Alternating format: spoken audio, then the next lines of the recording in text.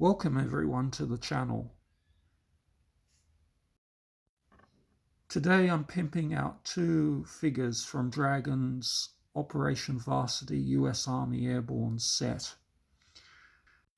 There are quite a few resin figures on the market, but I'm going to show you how to take some mass market figures and improve them, with the object that we end up with something closer to how these guys should actually look. You can see in actual photos taken in the field, guys were quite casual. Uniforms look baggy and loose, whereas kit figures, and it's pretty much the same across all brands, tend to look too nice and well dressed. There's reasons that happens. The way manufacturers want webbing to be interchangeable and things like that. But what you end up with is rather vanilla looking figures out of the box. I'm not being strict with the figures from the Varsity Kit. I'm putting them together using parts from different bodies to get what I want. I'm using putty to fill out the jackets, paying attention to pockets, especially in the hang of the fabric. I'm also modifying the M1 helmets as we go. In the kits, in kits, and this is a bugbear, even high-end resin kits do this. The M1 helmets are always too small. GIs were often issued M1s much bigger than their size. It's the army after all, you know. You don't get tailored. And if you go back and you look at photos from the time, and I've inserted photos into this video as you've already seen, everybody's helmets look much bigger than most people's helmets look much bigger than they should do for that person. It goes so far as to be a defining look on US troops during the war that almost everyone has a helmet that's too big, unless you're George Patton.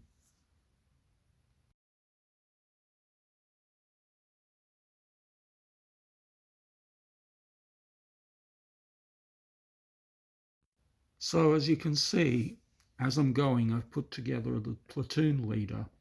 You can see I've positioned his pack low towards his hips. This is again something that you see commonly in wartime photos. I've added some putty on the sleeve of his left arm and around his flanks as well to give him a generally filled out appearance in his clothing. So I think this looks quite effective. This looks, I think, quite how the GI should look, our paratrooper. Quite a lot more like what we should see in a photograph than what we got out of the box initially. So it's quite worth it to do this bit of, it's not much work and it's quite worth it to do it. So here's the second figure. The crouching figure. Obviously, I've done more sculpting on this figure. I did more sculpting on the body of this figure than the first one. I repositioned both arms a little bit and made them, I think, more realistic and filled out, obviously, some more creases and so forth. I've also opened up his jacket a little bit. You can't see too well in the video, but I opened up the jacket a little bit and made it more casual.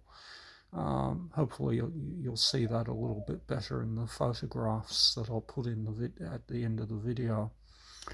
In general, I think he comes up quite well. Both of them, I'll say that that redoing the helmets was the most difficult job of this altogether. Unfortunately, with paratroops, they tended to put a lot of stuff into their, add a lot of flocking to their camouflage netting on their helmets, and I can use that to my advantage while I'm sculpting them up a little bit, etc. But I think they come out okay, as we'll see in just a moment.